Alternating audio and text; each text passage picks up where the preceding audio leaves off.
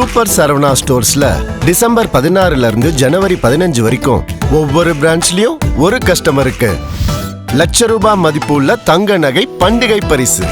3-in-1 senior living அபார்ட்மெண்டா.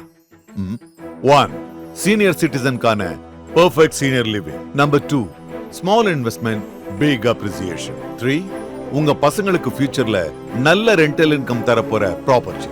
Step stone ஆலம் in Pollachi near Kovai. Fine time city நேயர்களுக்கு வணக்கம். 2025 பல அடிகள் பல மிதிகள்லாம் வாங்கி கடைசியில முடிவுக்கு கொண்டு வந்தாச்சு. என்ன அடிலாம் வாங்கியிருந்தாலும் பரவாயில்ல, முடிவுக்கு வந்தாச்சு. அடுத்த வருஷத்தை நம்ம ஹாப்பியா வெல்கம் பண்ணலாம் அப்படின்ற மைண்ட் செட்டுக்கே எல்லாரும் வர தொடங்கிட்டாங்க. ஸோ இந்த வருஷம் நிறைய விஷயங்கள் நடந்துச்சு. அதுல நம்ம சேனல்ல பார்க்க போறது என்னன்னு பார்த்தீங்கன்னா, சினிமால என்னெல்லாம் நடந்துச்சு அப்படின்றது தான். ஸோ மிகப்பெரிய ஒரு அடுத்த ஜென்ரேஷன் உருவாயிட்டாங்க தமிழ் சினிமால அப்படின்னே சொல்லலாம். பழைய மிகப்பெரிய இயக்குனர்கள் நடிகர்கள் அவங்களோட படங்கள் எல்லாமே மக்கள் கிட்ட மண்ணை கவ்வ புதுசா வந்த டைரக்டர்ஸ் அப்புறம் பாத்தீங்கன்னா நடிக்க வந்தவங்க இவங்களோட படங்கள்லாம் மக்களுக்கு பிடிச்சிருந்துச்சு. கதையாவும் இருக்கட்டும் இல்லைன்னா எமோஷனலா கொண்டு போனது அப்படின்ற நிறைய விஷயங்கள்ல புதுசா வந்த டைரக்டர்ஸ் மக்களோட மனசை பிடிச்சிட்டாங்க அப்படின்னே சொல்லலாம். ஸோ அந்த வரிசையில இந்த புதுசா வந்த டைரக்டர்ஸ் யாரோட முதல் படங்கள்லாம் மக்கள் கிட்ட மிகப்பெரிய ஒரு வெற்றியை கண்டுச்சு அப்படின்றதா இந்த வீடியோல நம்ம பார்க்க போறோம்.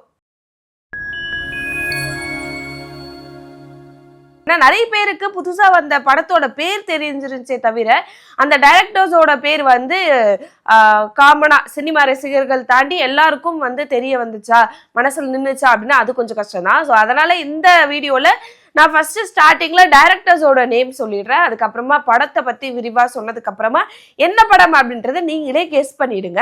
ஸோ முதல்ல பாத்தீங்கன்னா ராஜேஸ்வர் காளிசாமி இவர் தான். இவரோட படம் என்ன அப்படின்னு பாத்தீங்கன்னா, ஸோ ஒரு மிடில் கிளாஸ்ல இருக்கக்கூடிய ஒருத்த வேலைக்கே போகாத ஒருத்த எப்படி அந்த கஷ்டத்தெல்லாம் பார்க்குறா, ஃபேமிலி எப்படி மேனேஜ் பண்ணுறா அப்படின்ற ஒரு விஷயம். அதுக்கப்புறமா எல்லா வீட்லேயும் நிறைய பேர் வீட்டில் இருக்கக்கூடிய ஒன்று பார்த்தீங்கன்னா, ஒன்று எப்படி அண்ணி வில்லியா வரவங்களோ அந்த மாதிரி மச்சான் அந்த மாதிரி வரவங்க வில்லனா வருவாங்க. அந்த மாதிரி ஹீரோக்கும் அவரோட மச்சானுக்கும் என்ன மாதிரியான விஷயங்கள் இந்த மாதிரி ஸ்டேட்டஸ் பார்க்கறதா இருக்கட்டும், நான் நீ வேலைக்கு போகாம இருக்க எல்லாம் சின்ன வேலைக்கு போற அப்படின்னு சொல்லிட்டு மச்சான் அவரை புள்ளி பண்றதா இருக்கட்டும்.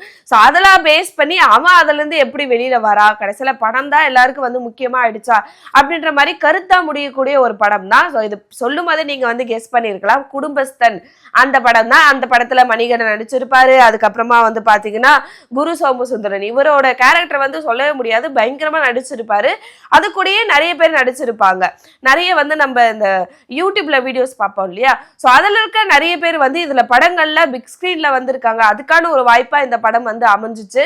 அந்த ஒரு ஸ்லாங்கா இருக்கட்டும் இல்லைன்னா அந்த வாழ்வியல் சார்ந்த வீடு இல்லைன்னா காட்டக்கூடிய விஷயங்கள் அப்படின்னு சொல்லிட்டு நிறைய விஷயங்கள் ஒரு காமெடியா கொண்டு போயிட்டு அதே சமயம் ஒரு மெசேஜா கொண்டு போன ஒரு படமா ரொம்பவே மக்களால வரவேற்கப்பட்டுச்சு. இந்த வருடத்தோட ஸ்டார்டிங்லே ஹிட் அடிச்ச புது டைரக்டரோட படம் அப்படின்னா அது குடும்பஸ்தான் ஃபர்ஸ்ட் ஒரு அடிக்கல் நாட்டி தொடங்கி வச்சது அப்படின்னே சொல்லலாம். அடுத்ததா குடும்பஸ்தனுக்கு அப்புறமாவே தன்னோட முதல் படத்தை வெளியிட்டு அதுல மிகப்பெரிய ஒரு வரவேற்பை பெற வச்சுச்சு. அதுலயும் பாத்தீங்கன்னா குரு சோமசுந்தரன் அவரும் நடிச்சிருப்பாரு. அந்த டைரக்டர் யாரு அப்படின்னு பாத்தீங்கன்னா தினகரன் சிவலிங்கம் இவர் தான். இவரோட முதல் படத்திலே பாத்தீங்கன்னா ஒரு அதுல சர்ச்சையெல்லாம் வந்துச்சு அந்த படத்தோட ப்ரொமோஷன்லாம், அந்த படத்தோட ஆடியோ லான்ச்ல அப்படின்னு சொல்லலாம். நம்மளோட மிஷ்கின் அவர்கள் பேசி ஒரு சர்ச்சையான ஒரு விஷயம் தான். அவர் மது பழக்கத்தை மூலமா ஒரு குடும்பம் எவ்வளவு கஷ்டப்படுது, அது மூலமா என்ன மாதிரியான விஷயங்கள்லாம் வருது, அதுல எப்படி விடுபடுறது அப்படின்னு சொல்லிட்டு நிறைய விஷயங்கள்ல இந்த படத்துல காட்டியிருப்பாங்க. இதுக்காக ஆடியோ லான்ச்ல மிஷ்கின் அவர்கள் பேசி அது கொஞ்சம் சர்ச்சையாகி தலைவரை மன்னிப்புலாம் கேட்க வச்சாங்க. அது அவரோட ரசிகர்களுக்கு ஒரு விஷயமா இருந்தாலும் இந்த படம் எப்படிதான் இருக்குதுன்னு போய் பார்க்கலாமே, இப்படி ஒரு படம் மிஷ்கின் வேற பேசியிருக்காரு இந்த படத்தை பத்தி அப்படின்னும் போது ஸோ நிறைய பேருக்கு இது ஒரு அட்ராக்டிவா இருந்துச்சு, போய் பார்க்கலாம் இந்த படம் அப்படின்னு சொல்லிட்டு அதுக்கேற்ற மாதிரி கதையாவுமே இந்த படத்தை நல்லா கொண்டு போயிருந்தாங்க அப்படின்னு சொல்லலாம். என்ன படம் அப்படின்னு பாத்தீங்கன்னா பாட்டில் ராதா அப்படின்ற ஒரு படம் தான். ஸோ இந்த படத்தோட டைரக்டர் யாரு அப்படின்னு பாத்தீங்கன்னா தினகரன் சிவலிங்கம். இவரோட முதல் படமா இந்த படம் அமைஞ்சிச்சு இந்த 2025 அப்படின்னே சொல்லலாம். அடுத்ததா யாரு அப்படின்னு பாத்தீங்கன்னா, முதல் முறையா 2025 தன்னோட படத்தை வெளியிட்டது யாரு அப்படின்னு பாத்தீங்கன்னா, ஜோஷுவா சேதுராமன் அப்படின்ற ஒரு டைரக்டர் தான். இவர் எடுத்த கதை எதை பேஸ் பண்ணி அப்படின்னா, பெண்கள் அன்றாட இந்த சமுதாயத்துல என்ன மாதிரியான விஷயங்களை ஃபேஸ் பண்றாங்க, எதுல அவங்களுக்கு வந்து ஒரு வருத்தத்தையும் வலியும் தருது அப்படின்ற மாதிரியான நிறைய விஷயங்களை வந்து பேசியிருப்பாங்க. இதுல யார் யார் நடிச்சாங்க அப்படின்னு பாத்தீங்கன்னா, லிஜோமல் அவங்க நடிச்சிருப்பாங்க. அதுக்கப்புறமா வந்து பாத்தீங்கன்னா லாஸ்ட்லி அந்த படத்துல நடிச்சிருந்தாங்க. ஹரிகிருஷ்ணன் இந்த படத்துல நடிச்சிருந்தாங்க. சோ பெண்ணியம் சார்ந்து அதே சமயம் நகைச்சுவா எப்படிலாம் கொண்டு போலாம் அப்படின்ற நிறைய விஷயங்களை இந்த படத்துல காட்டியிருப்பாங்க. எஸ், இந்த படத்தோட பேர் என்ன அப்படின்னு பாத்தீங்கன்னா நிறைய பேர் கெஸ் பண்ணியிருப்பீங்க. ஜென்டில் விமன் அப்படின்னு சொல்ற ஒரு படம் தான். இந்த படம் பெண்ணும் சார்ந்து என்னெல்லாம் கஷ்டப்படுறாங்க அப்படின்றத நல்லாவே காட்டியிருந்தாங்க. இதுதான் இவரோட முதல் படம் 2025 வெளியானது. இதுல அடுத்தபடியா யார் இருக்கிறது அப்படின்னு பாத்தீங்கன்னா, நிறைய பேர் நீங்க நினைச்சிருக்கலாம், என்ன இவரோட படத்தை சொல்லாம இருக்கீங்களே அப்படின்னு சொல்லிட்டு. சோ அபிஷன் ஜீவித் அவரோட படம் தான். சொல்லும் போதே தெரியும், இந்த 2025 புதுசா வந்த டைரக்டர்ஸ்லயே இவரை நிறைய பேருக்கு தெரிஞ்சிருந்துச்சு. அவர் வந்து அந்த படத்திலே நடிச்சிருந்தாரு. முக்கியமா அந்த படம் வந்து நிறைய பேரால மிகப்பெரிய ஒரு வரவேற்பை பெற்றுச்சு. அதுக்கப்புறம் அவருக்கு திருமணமும் நடந்துச்சு. ஸோ அது மூலமாவே மக்களுக்கு நிறைய பேருக்கு இந்த டைரக்டரை வந்து நிறைய பேருக்கு தெரிய வந்துச்சு. டூரிஸ்ட் ஃபேமிலி அந்த படம் தான். ஸோ அந்த படம் வந்து எப்படி சொல்றது, ஒரு சிம்பிளான ஒரு கதை, பட் இருந்தாலும் மக்களால மிகப்பெரிய அளவில் வந்து கொண்டாடப்படுச்சு. வா, ஒரு நல்ல ஒரு படம் பார்த்தோம், ஒரு குடும்பமா போயிட்டு ஒரு ஜாலியான ஒரு மூவி, ஒரு கதையா இருக்கட்டும், இல்லைன்னா எமோஷன்ஸ் பேஸ் பண்ணியா இருக்கட்டும், இல்லைன்னா ஒரு நகைச்சுவை சார்ந்தா இருக்கட்டும் அப்படின்னு சொல்லிட்டு ஃபேமிலியா போய் ஜாலியா பார்த்துட்டு வரலாம்ப்பா அப்படின்ற மாதிரியான ஒரு ஃபுல் பேக்ல வந்த ஒரு படம்னா அது டூரிஸ்ட் ஃபேமிலி தான். ஸோ அதில் சசிகுமார் நடிச்சிருந்தாரு. அதுக்கப்புறம் சிம்ரன் பயங்கரமா நடிச்சிருந்தாங்க. நம்ம வந்து ஒரு ஹீரோயினா பயங்கரமா ஒரு டான்ஸ் ஆடி பார்த்த ஒரு சிம்ரன் வந்து ஒரு பயங்கரமான ஒரு டிஃப்ரெண்டான ஒரு கேரக்டர்ல பார்த்தது வந்து இந்த படம் நல்ல ஒரு பூஸ்ட் பண்ணி அவங்களுக்கு கொடுத்துச்சு அப்படின்னே சொல்லலாம். இந்த டூரிஸ்ட் ஃபேமிலி. அடுத்ததா எந்த டைரக்டரோட மூவி அப்படின்னு பார்த்தீங்கன்னா, லோகேஷ் அஜீஸ் இவரோட படம் தான். இவரோட படமும் நிறைய பேருக்கு தெரிய வந்திருக்கும். ஸோ இது வந்து ஒரு த்ரில்லரான ஒரு கிரைம் ஸ்டோரியா போகக்கூடிய ஒரு கதை தான். ஒரு சைக்கோ கில்லர் அப்படின்ற மாதிரி. ஸோ தன் கூட பிறந்த இரட்டையரை வந்து புள்ளி பண்ணிட்டாங்க அப்படின்றதுக்காக அவங்கள வந்து பழி வாங்கக்கூடிய ஒரு கேரக்டரா வரக்கூடிய ஒரு படம் தான். ஸோ இதுவும் நீங்க கெஸ் பண்ணிருக்கலாம், 11 அப்படின்ற ஒரு படம். ஸோ இந்த மாதிரி இதுக்கு முன்னாடியே கதைகள் வந்திருந்தாலும் ஒரு டிஃப்ரெண்டா, இல்லைன்னா வந்து பாத்தீங்கன்னா ஒரு த்ரில்லரா கொண்டு போகும்போது, ஏன்னா இந்த வருஷம் வந்த படங்கள் எல்லாமே ஒரு ஹிட் அடிச்சு மக்களால வரவேற்கப்பட்ட படங்கள் எல்லாமே ஃபேமிலி பேஸ்டான ஒரு மூவி தான் இருந்துச்சு. ஒரு ஃபீல் குட் மூவியா இருந்த ஒரு கதையா தான் இருந்துச்சு. பட் 11 வரும்போது ஒரு த்ரில்லரான, அதுவும் புது டைரக்டரா வரக்கூடிய ஒருத்தர் வந்து ஒரு இந்த மாதிரியான ஒரு கதையை ஒரு ஹிட் அடிக்கக்கூடிய ஒரு விதத்துல காட்ட முடியுமா அப்படின்றத சாதிச்சு காட்டின ஒரு டைரக்டரா தான் வந்து இவர் இருந்தாரு. ஸோ இவரோட 11 மூவி நிறைய பேர்கிட்ட வந்து பாத்தீங்கன்னா ஒரு வரவேற்பை பெற்றுச்சு அப்படின்னே சொல்லலாம். அடுத்ததா 2025 வந்த புது டைரக்டர் யாரு அப்படின்னு பாத்தீங்கன்னா, கார்த்திகேயன் மணி. இவர் தான். இவரோட கதை எதை பத்தி பேசுச்சு அப்படின்றத நம்ம பார்த்துடலாம்.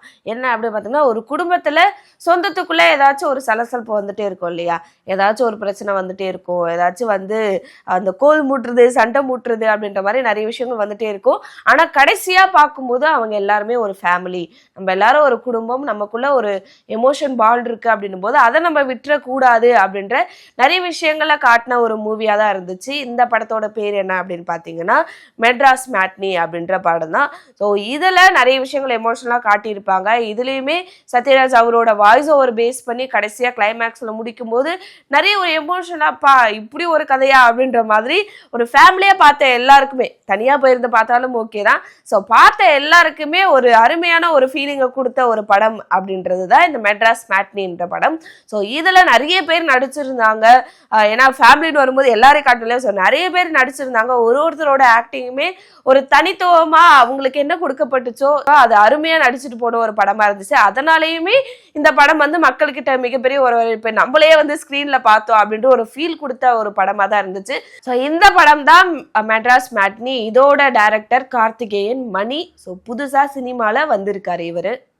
அடுத்ததா நான் சொல்ல போற டைரக்டரும் உங்களுக்கு வந்து தெரியும், எந்த படம் அப்படின்றது தெரியும், அது என்ன கதை அப்படின்றதும் நிறைய பேருக்கு தெரியும். ஸோ வர்ஷா பரத் இவங்களோடது தான். ஸோ இவங்களோட மூவி என்னன்றது தெரியும். ஸோ அதனால உடனே சொல்றேன், பேட் கேர்ள் அப்படின்ற படம் தான். இதுக்கு வந்து இப்படி ஒரு படம் எடுத்திருக்கோம், அதுக்கான ட்ரெய்லர் வரும்போதே மிகப்பெரிய ஒரு எதிர்ப்பு வந்துச்சு.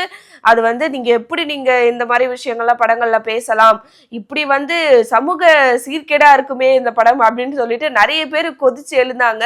நான் கூட அப்படிதான் இருக்குமோ அப்படின்றதெல்லாம் அந்த படத்துல எதிர்பார்த்தேன். ஆனா அதுக்கப்புறமா அந்த படத்தை பார்க்கும்போதுதான் தெரிஞ்சிச்சு நிறைய பெண்ணியம் சார்ந்து படங்கள் பேசப்படுது, இப்படி ஏன் ஒரு கதை இதுக்கு முன்னாடி வரல, அட்லீஸ்ட் இப்போவாச்சும் இவங்க யோசிச்சு இந்த கதையை எடுத்தாங்களே அப்படின்ற ஒரு ஃபீல் தான் எனக்கு கொடுத்துச்சு. நிறைய பெண்களுக்கும் அது கொடுத்துச்சு. தன்னோட டீனேஜில் என்ன மாதிரியான விஷயங்கள்லாம் யோசிப்பாங்க, என்ன மாதிரியான ஒரு சேஞ்சஸ் அவங்க கிட்ட வரும் சைக்காலஜிக்கலா அப்படின்னு நிறைய விஷயங்களா இருக்கட்டும், அம்மா கிட்ட வந்து சண்டை போடுற விஷயமா இருக்கட்டும், அம்மா பொண்ணும் என்ன சொல்ல வராங்க அப்படின்றத வந்து 2 பேராலுமே புரிஞ்சுக்க முடியாது, அந்த ஒரு ஏஜ் கேப்ல இருப்பாங்க அப்படின்ற ஒரு டயலாக்ல சொன்னதா இருக்கட்டும், ஒரு பூனை பேஸ் பண்ணி கிளைமேக்ஸ் வரைக்கும் கொண்டு வந்தது, அது எதுக்குடா கொண்டு வராங்க, கடைசியில அதை பேஸ் பண்ணி அந்த அம்மா வந்து எமோஷனலா ஒரு டயலாக் பேசுறதா இருக்கட்டும் அப்படின்னு சொல்லிட்டு இந்த கதை எடுத்ததுக்கு வந்து நன்றி சொல்லணும் அப்படின்ற மாதிரி நிறைய பேர் யோசிச்சாங்க, நிறைய பெண்கள் வந்து அதை யோசிச்சாங்க. ஸோ நிறைய ஃபீலிங்ஸை வந்து விமன் பேஸ் பண்ணி பேசியிருக்காங்க.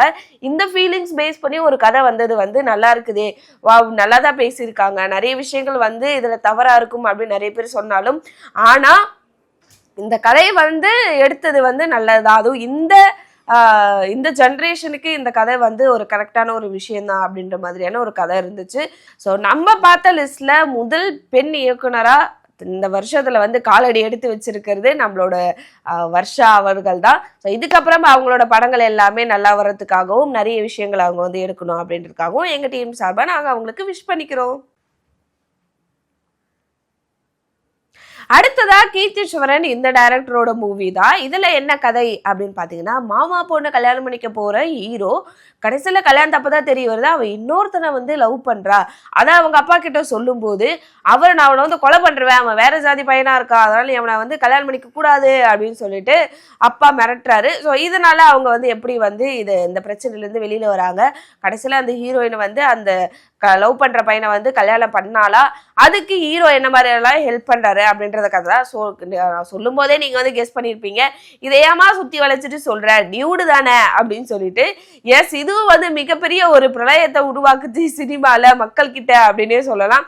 நீங்க எப்படி வந்து கல்யாணம் பண்ண தன்னோட மனைவியை வந்து வேற ஒருத்தனுக்கு வந்து கல்யாணம் பண்ணி வைக்கிறதுக்காக நீங்க எப்படி இப்படி ஒரு கதையை கொண்டு போகலாம் அப்படின்ற மாதிரி நிறைய பேருக்கு வந்து இந்த படத்து மேல மிகப்பெரிய ஒரு வெறுப்பு, நிறைய எதிர்ப்பு அப்படின்றதெல்லாம் வந்துச்சு. பட் இருந்தாலும் இந்த ஜென்ரேஷனுக்கு அந்த படத்துல முக்கியமா பேசப்பட்ட விஷயம் என்ன அப்படின்னு பாத்தீங்கன்னா, ஆணவ கொலை சார்ந்துதான் அதை வந்து பேசியிருப்பாங்க. ஒரு காமெடியா நம்ம எப்படி அதை வந்து கொண்டு வரலாம், ஒரு திருமணத்தை வந்து ஒரு பெண் எப்படி வந்து அதை எடுத்துக்கிறா, அவளுக்கு அது வந்து பிடிச்சிருந்துச்சு, அவளுக்கு வந்து தாலி கட்டுற அந்த கணவர் வந்து மனசார ஏத்துக்கிட்டாதான் அது ஒரு திருமணமாவே பார்க்க முடியும், இல்லைன்னா அது ஒரு திருமணமும் இல்லை, அந்த தாலிக்கான மரியாதையும் இல்லை அப்படின்ற நிறைய விஷயங்கள் வந்து இதுல பேசியிருப்பாங்க. ஒரு பெண்ணா பார்க்கும்போது எப்படி ஒரு ஆணவ கொலைன்னு வரும்போது ஒரு பெண் எப்படிலாம் வந்து இதை வந்து கஷ்டப்படுறா அப்படின்ற நிறைய விஷயங்கள் வந்து இதுல காட்டியிருப்பாங்க. ஒரு நல்ல ஒரு மூவி. ஆனா அது எடுக்கிறதுக்கு அதை யார் யார் எப்படி எடுத்துக்கிறாங்க அப்படின்றத பேஸ் பண்ணி தான் இதோட வரவேற்பா இருக்கட்டும், இதை வந்து எதிர்த்ததா இருக்கட்டும் அப்படின்ற நிறைய விஷயங்கள் வந்து பேசப்பட்டுச்சு. பட் இந்த ஜென்ரேஷனுக்கு ஒரு ஏத்த மூவி அப்படின்றதுலே நம்ம டியூடு சொல்லலாம். இந்த படத்தோட டைரக்டர் கீர்த்திஸ்வரன். ஸோ அடுத்ததா இந்த 2025 தன்னோட முதல் படத்தை இயக்கி வெளியிட்ட ஒரு இயக்குனர் யாரை பத்தி பார்க்க போறோம் அப்படின்னு பாத்தீங்கன்னா, கலையரசன் தங்கவேலு. இவரோட படம் தான். இந்த படத்துல எதை பத்தி பேசியிருப்பாங்க அப்படின்னா, நிறைய பெண்களுக்கான படம் வந்துருச்சுப்பா, பெண்ணையும் பேசுறதுக்கு, பெண் விடுதலை பத்தி பேசுறதுக்கு, பெண்கள் வந்து இந்த சமுதாயத்துல குடும்பத்துல எத்தனை மாதிரியான விஷயங்கள்லாம் அவங்க வந்து கஷ்டப்படுறாங்க அப்படின்னு நிறைய விஷயங்கள் பேசியாச்சு. ஆண்களுக்கு எப்பதான் பேச போறீங்க அப்படின்னு சொல்லிட்டு ஃபீல் பண்ணிட்டு இருக்கு. ஆண்களுக்கான ஒரு படமா வந்ததுதான் ஆண் பாவம் பொல்லாதது அப்படின்ற ஒரு படம். ஸோ இதுல ஒரு ஆன்டி ஃபெமினிஸ்டா இருக்கட்டும், இல்லைன்னா வந்து டாக்ஸிக் ஃபெமினிசம் பத்தி பேசி அதை வந்து பெண்கள் எப்படி எடுத்துக்கிறாங்க, ஒரு பெண்ணியம்னா எதை நம்ம வந்து பார்க்கணும் அப்படின்னு காட்டதா இருக்கட்டும். கடைசியில ஒரு கிளைமேக்ஸ் வரதுக்கு முன்னாடி ஒரு ஆண் எந்த மாதிரியான விஷயங்கள்ல வந்து ஃபேமிலியா இருக்கட்டும், இல்லைன்னா வந்து சொசைட்டியா இருக்கட்டும், எதெல்லாம் அவ வந்து ஃபேஸ் பண்றா, என்ன மாதிரியான ஸ்ட்ரகிள்ஸை வந்து அவ பார்த்துட்டு வரா அப்படின்ற நிறைய விஷயங்களை வந்து முக்கியமா ஒரு டிவோர்ஸ் பேஸ் பண்ணி இந்த படமே கொண்டு போயிட்டு அதுல இருக்கிற கஷ்டங்கள் எல்லாமே இந்த படத்துல வந்து பேசியிருந்தாங்க. ஸோ அது வந்து பா எங்களுக்காக ஒரு படத்தை எடுத்தாங்கப்பா அப்படின்னு சொல்லிட்டு ஆண்களுக்கு சந்தோஷப்பட்டதா இருக்கட்டும். அதுக்கப்புறமா வந்து ஒரு டாக்ஸிக் ஃபெமினிசா அதை வந்து காமெடியா எப்படிலாம் கொண்டு போயிருக்காங்க அப்படின்றது ரியோ அவர்கள் வந்து நடிச்சிருப்பாரு. ஸோ அவரோட அந்த காமெடி சென்ஸோடு கொண்டு போன விஷயங்கள் அதுவுமே ரொம்பவே நல்லா இருந்துச்சு. ஸோ ஆண் பாவம் பொல்லாதது இந்த படத்தோட இயக்குனர் இந்த வருடத்துல புதுசா வந்த இயக்குனர் யாரு அப்படின்னு பாத்தீங்கன்னா, கலையரசன் தங்கவேல். இவரோட படம் தான் இது. அடுத்ததா புதுசா வந்த டைரக்டர் யாரு அப்படின்னு பாத்தீங்கன்னா, சாரங் தியாகு. இவரோட படம் தான். இந்த படத்துல வந்து பாத்தீங்கன்னா ஒரு காதல் பேஸ் பண்ணி போனதுதான். ஸ்கூல் டேஸ்ல இருந்து வேலைக்கு போய் அவன் ஒருத்தர் வேலை பார்க்குற வரைக்கும் அவனுக்கு வந்து ஒரு ஸ்டேஜ்லயும் வரக்கூடிய லவ், அந்த லவ் வந்து எப்படி அவனுக்கு வந்து செட் ஆகாம போகுது, கடைசியில எந்த மாதிரியான ஒரு லவ் வந்து அவனுக்கு செட் ஆகுது அப்படின்ற நிறைய விஷயங்களை காட்டியிருப்பாங்க. இந்த படத்துல வந்து பாத்தீங்கன்னா வாய்ஸ் அவர் கொடுத்தது ஒரு நரேட்டிவா கொண்டு போனதும் வந்து பாத்தீங்கன்னா அந்த வாய்ஸ்ல வந்தது சிம்பு அவர்கள் வந்து வாய்ஸ் கொடுத்துருப்பாங்க. அதுவுமே இந்த படத்துக்கு ரொம்பவே நல்லா இருந்துச்சு. ஸோ இந்த படத்தோட பெயர் என்ன அப்படின்னு பார்த்தீங்கன்னா ஆரோமலே அப்படின்ற ஒரு படம் தான். ஸோ புதுசாக வந்து ஒரு லவ் பேஸ் பண்ணி, ஏன்னா நம்ம நிறைய வந்து ஃபேமிலி பேஸ் பண்ணி இந்த வருஷத்துல நிறைய படங்கள் வந்துச்சு அப்படின்னு பார்த்துருந்தோம் இல்லையா, அதையும் தாண்டி ஒரு லவ் பேஸ் பண்ணி கொண்டு போன ஒரு படம் நல்லாவும் இருந்துச்சு.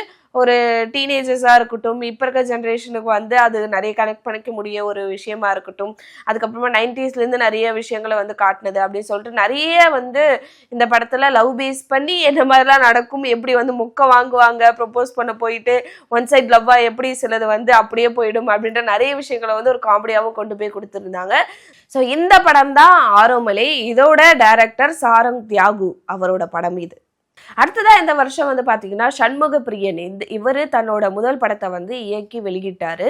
ஸோ இதுல எதை பத்தி பேசியிருப்பாரு அப்படின்னு பாத்தீங்கன்னா, ஒரு ரொம்ப ஏஜ் ஆயிடுச்சு, அதனால சீக்கிரமா அறக்க பறக்க நம்ம வந்து மேரேஜ் பண்ணியே ஆகணும் அப்படின்றதும், மேரேஜ்ல பெண்களோட விருப்பம் எங்களா வந்து கேட்கப்படாம இருக்கு, எங்களா வந்து அவங்க வந்து சொல்ல ஆசைப்படுறாங்க ஆனா சொல்ல முடியல அப்படின்ற நிறைய விஷயங்கள் வந்து இந்த படத்துல பேசியிருப்பாங்க. இது ஒரு ரீமேக்ல வந்த ஒரு படம் தான். பட் இருந்தாலும் நிறைய விஷயங்கள் வந்து கனெக்ட் பண்ணிக்க கூடிய ஒரு விஷயமா இருக்கட்டும், இல்லைன்னா வந்து பெண்களுக்கு வந்து எந்த மாதிரியான வெறுப்புலாம் அவங்க வந்து ஷேர் பண்ணிக்கணும், முக்கியமா மேரேஜ்னு வரும்போது கண்டிப்பா அதை வந்து எடுத்து வைக்கணும் அப்படின்ற நிறைய விஷயங்கள் அந்த படத்துல பேசியிருந்தாங்க. ஸோ இந்த படம் தான் சண்முக பிரியன் அவரோட இயக்கத்துல வெளிவந்த லவ் மேரேஜ் அப்படின்ற படம். ஸோ வருஷம் முடிய போது 2025 இருந்தாலும் கடைசியா வந்தாலும் அதிரடியா வருவோம் அப்படின்ற மாதிரி. ஸோ முதல் படத்தை இயக்கியிருக்காரு யாரு அப்படின்னு பாத்தீங்கன்னா சுரேஷ் ராஜகுமாரி, இவரோட படம் தான். ஸோ இப்போ ரிலீஸ் ஆகி வருடத்தோட இறுதியில ரிலீஸ் ஆகி மிகப்பெரிய ஒரு வரவேற்பை பெற்றிருக்கு அப்படின்னே சொல்லலாம். இது எதை பத்தின ஒரு கதை அப்படின்னு பாத்தீங்கன்னா, ஸோ சிறையில் இருக்கக்கூடிய ஒரு கைதி, அவனுக்கான ஒரு காதலி வந்து ஊர்ல இருக்கா. ஸோ அதை எதுக்காக அவன் வந்து இந்த சிறைக்கு வந்தான், என்ன பிரச்சனை நடக்குது, கடைசியில இவங்க 2 பேரும் சேருவாங்களா இல்லையா அப்படின்னு சொல்லிட்டு இந்த கதையை சிம்பிளா பாடல்கள் வந்து மிகப்பெரிய ஒரு டான்ஸ் அந்த மாதிரியான ஒரு பாட்டா இருக்கட்டும், இல்லைன்னா மிகப்பெரிய ஒரு ஃபைட் அப்படின்ற மாதிரி எதுவுமே எடுத்துட்டு போகாம ஒரு கொஞ்சம் த்ரில்லராகவும் கொண்டு போயிட்டு என்ன நடக்க போகுது அப்படின்ற ஒரு சஸ்பென்ஸ் நிறைய வச்சு ஒரு கொண்டு போன ஒரு கதையா எடுத்துட்டு வந்ததுதான் சிறை அப்படின்றது. ஸோ நிறைய பேர் நீங்க பார்த்துருப்பீங்க. ஸோ வருடத்தோட இறுதியில வந்தாலுமே மக்கள்கிட்ட மிகப்பெரிய ஒரு வரவேற்பை பெற்ற ஒரு படமா இருக்குது. ஸோ சிறை இந்த படத்தோட இயக்குனர் யாரு அப்படின்னு பாத்தீங்கன்னா சுரேஷ் ராஜகுமாரி. ஸோ 2025 புதுசா தன்னோட படத்தை வந்து இயக்கி முதல் இயக்குனர்களா திரையுலகத்துல வந்து வந்திருக்கிற நிறைய டைரக்டர்ஸோட படங்கள் எல்லாமே நம்ம பார்த்தோம். ஸோ அது எல்லாமே மக்கள் கிட்ட மிகப்பெரிய ஒரு வரவேற்பு பெற்றுச்சு. ஸோ இந்த மாதிரி ஃபேமிலி பேஸ் பண்ணி கதைகள் எடுத்தாலுமே மக்கள் வந்து வரவேற்பாங்க. மிகப்பெரிய ஆர்ப்பாட்டமா மிகப்பெரிய ஆடம்பரமா கதை இல்லைனாலும் கனெக்ட் பண்ணிக்கிறக்கூடிய ஒரு விஷயங்களா இருந்துச்சுன்னா மக்கள் அதை வந்து மிகப்பெரிய ஒரு வரவேற்பை கொடுப்பாங்க அப்படின்றத இந்த வருஷம் இயக்குனர்களா இருக்கட்டும், நடிகர்களா இருக்கட்டும், எல்லாருக்குமே ஒரு மிகப்பெரிய ஒரு பாடமா அமைஞ்சிச்சு அப்படின்னே சொல்லலாம். ஸோ நான் சொன்ன லிஸ்ட்ல எந்த படங்கள் எந்த இயக்குனர்களோட படங்கள் எல்லாம் உங்களுக்கு வந்து ரொம்ப பிடிச்சிருந்துச்சு, இல்லை எதெல்லாம் நான் மிஸ் பண்ணிட்டேன், இவங்களா லிஸ்ட்ல சேர்த்து இருக்கலாமே அப்படின்றத உங்களோட லிஸ்ட் என்ன அப்படின்றத நீங்க வந்து கமெண்ட்ல சொல்லிடுங்க. ஸோ அடுத்தடுத்து நிறைய வீடியோகளை நம்ம மீட் பண்ணலாம். Until this by from Archana.